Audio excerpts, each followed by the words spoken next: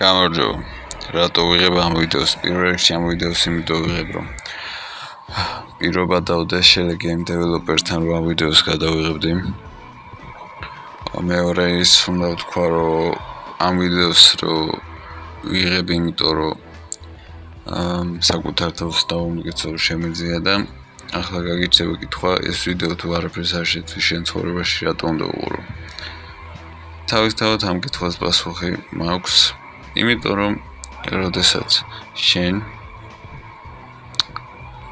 ამ ვიდეოს უყურებ, ეს შენაც არ შეცვლის, იმიტომ რომ შენ დიდი ხნის გადაწყვეტილი გაქვს რას გააკეთებ. თუმცა ახლა გაგიჩნდება კითხვა, როგორ უნდა მოვგვარო პრობლემა, რომელიც წლობით გაქვს და არ გჯერა საკუთარი თავის.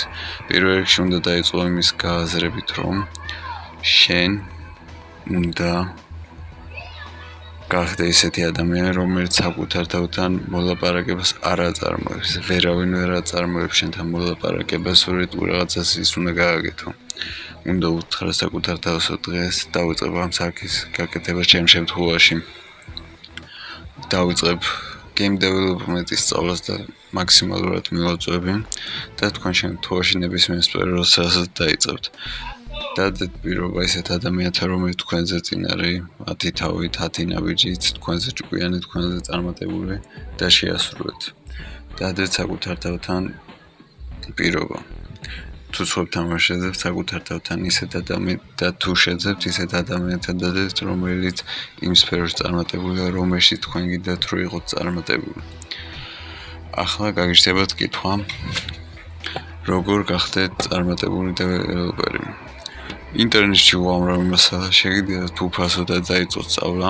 ჩემ შემთხვევაში Godot-ია ეს პროგრამა, რომლის სწავლაც მინდა. და ამ ვიდეოს ვიღებ იქამდე სანამ მაგის სწავლას ვიწყებ. წარმოიდგინეთ. ამ ვიდეოს, რომელსაც არავინ არ უყურებს ბოლომდე, ვიდეოს, რომელსაც არანაირი აღიარება არ ექნება, არავინ არ დააფასებს ამ ვიდეოს ფეხებსაც კი დაიკიდებენ და ყველას ეძრება ამის ყურება. მე მაინც ვხდებ ყოველდღე დავდებ ვიდეოს, მცირე ვიდეოს, მაგრამ დავდებ.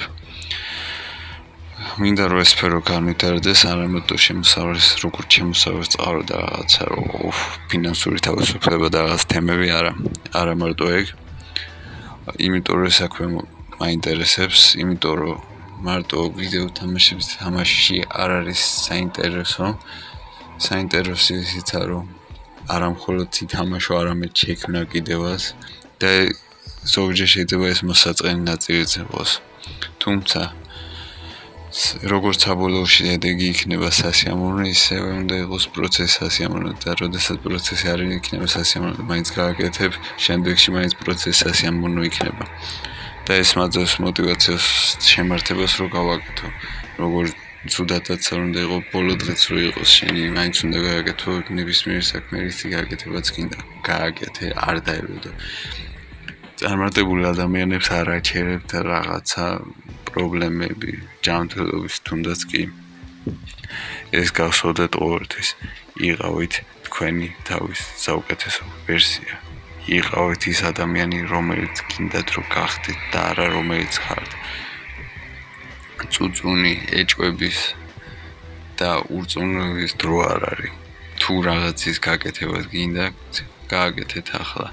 არ აქვს მნიშვნელობა 10 წლის ბავშვი ხარ, 18 წლის ახალგაზრდა, თუ 50-60 წლის პენსიონერი ან წლოვანი ადამიანი. გააკეთეთ ახლა. არანაირი მოლაპარაკება.